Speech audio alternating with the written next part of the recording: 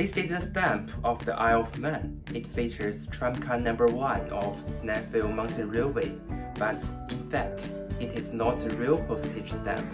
In principle, you cannot send mails with this kind of stamp only, but the story behind it is about the traveling post office.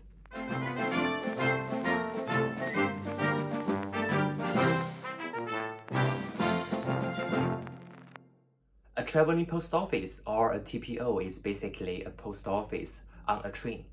Mail was being carried by train almost as soon as people started to travel by train. In November 1830, the first ever postal movement by rail was made by the Manchester and Liverpool Railway, which was the first ever intercity railway in the world. But you can't say they are post offices, they are just trains carrying mails. And if they work post offices, the postal vans are also post offices. The first traveling post office carriage emerged in 1838.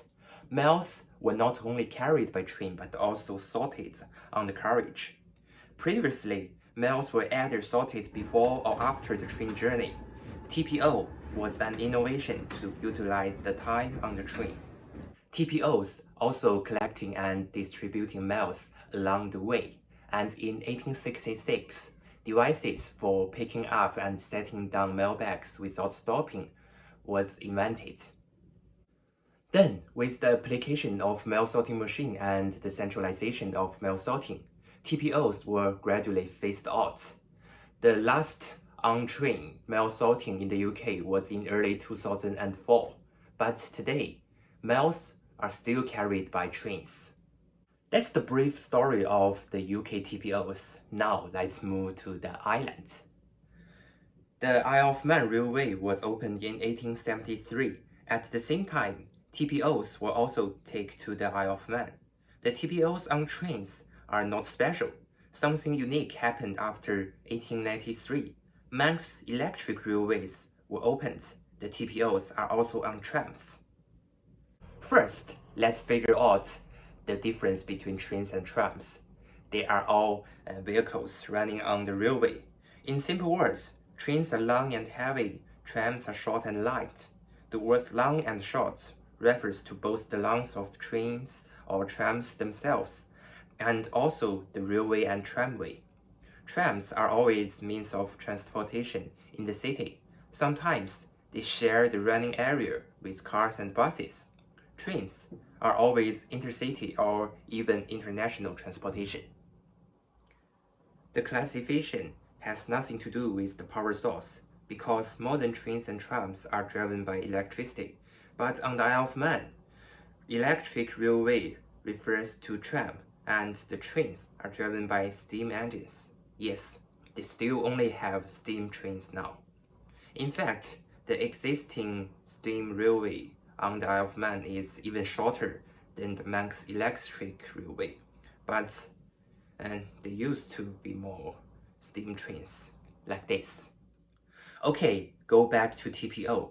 A locomotive can drag many carriages, so a TPO on a train can be one or more carriages, but a tramcar doesn't have that power. Usually, it's just a tramcar running on its own or towing a trailer, and the TPO on a tram is a small van, like van number 4. It was built in 1894, used for both mails and general goods traffic. Postal workers sorted mail in this van, and they also collected mail from line-set post boxes. Van number 4 is still in service today, but of course not for regular mail services.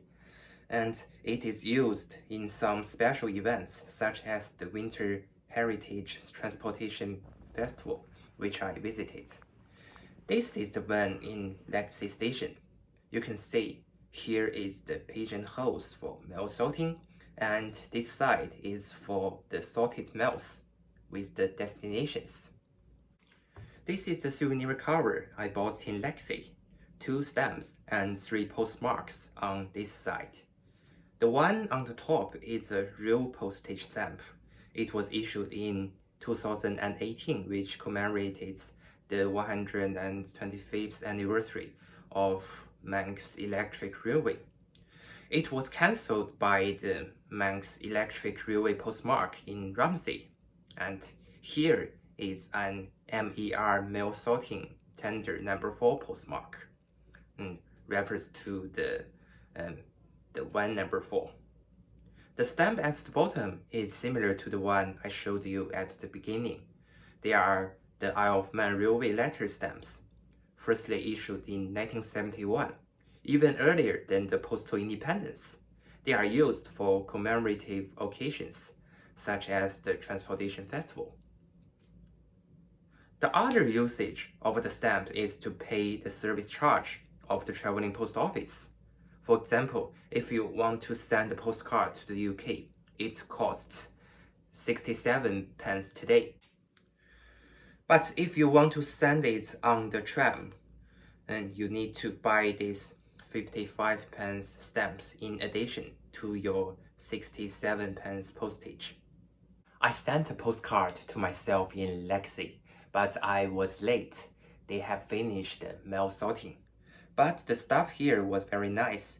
He gave me this 55p stamp for free and cancelled it for me. And then I dropped it to a post box by myself. So this postcard was actually not carried by a traveling post office. It's okay.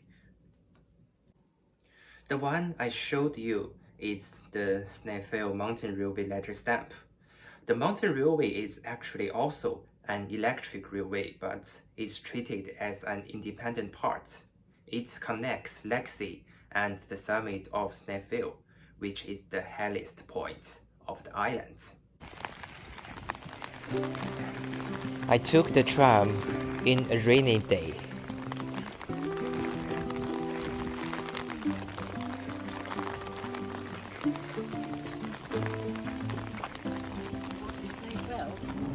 It was not busy at all.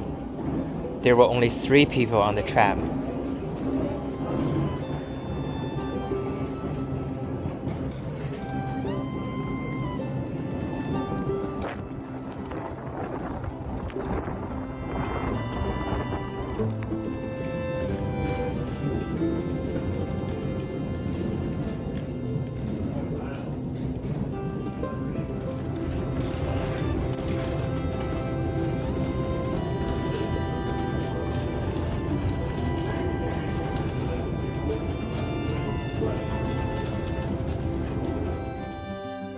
Literally, I can see nothing on the summit.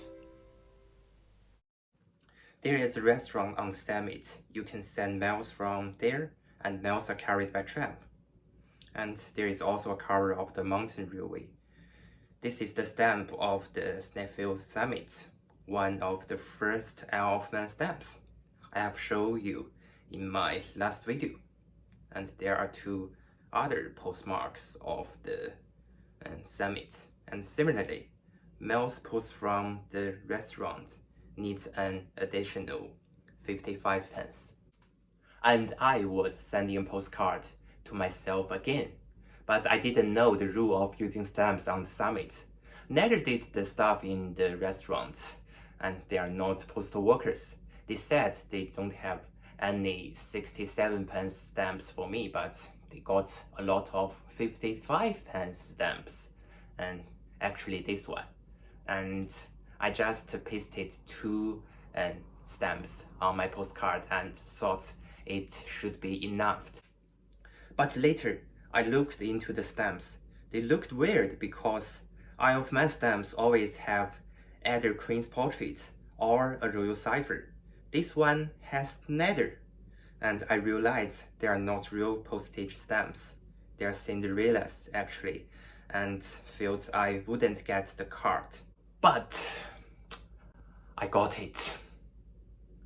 And even one stamp was not cancelled. Come on, post office. I don't know how much you lose in a year because of such mistakes. So this is the story of this stamp, this Cinderella. And the last part of my Transportation Festival experience is the steam train TPO. Oh, I love the steam train so much. Almost all of the hour-long journey was spent writing postcards in the shaky carriage, and of course, enjoying the scenery along the way.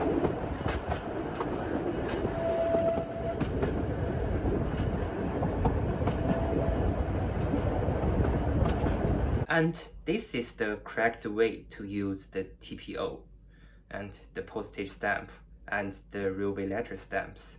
It was processed correctly as well. And you can see the two postmarks. One is Isle of Man Steam Railway TPO up. Up means upwards, actually northwards from Port Ellen to Douglas. And the card was processed by the Douglas post office. And you can see the benefits of paying an additional 55 pence. The postmarks are clear, much better than ones in regular mails. Oh, it's also a cover. The stamp was issued in 1973, the year of postal independence, and also the centenary of steam railway. And if you are into railway or train-themed stamps, you have to look into the Isle of Man stamps. A lot of good stamps have been issued. For example, the stamp I showed you in my last video.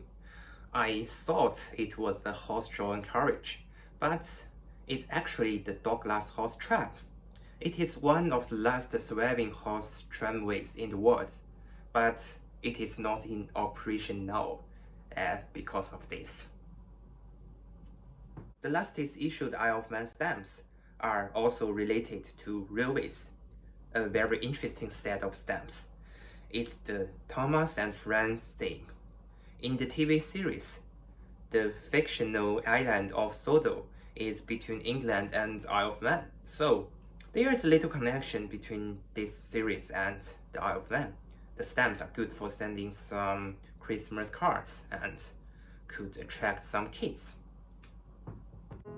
I love to take the old-fashioned trams and trains on the islands, and even they are much slower than buses. It is not only about enjoying the landscape, but also a kind of experience, such as I still send postcards today. And let's imagine if I live in the late 19th century, I would have to travel to the islands by ferry, and the trams and steam trains were the most efficient means of transportation on the island.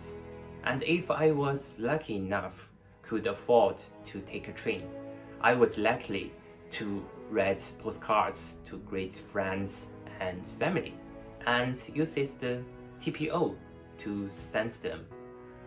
It was an efficient way of communication.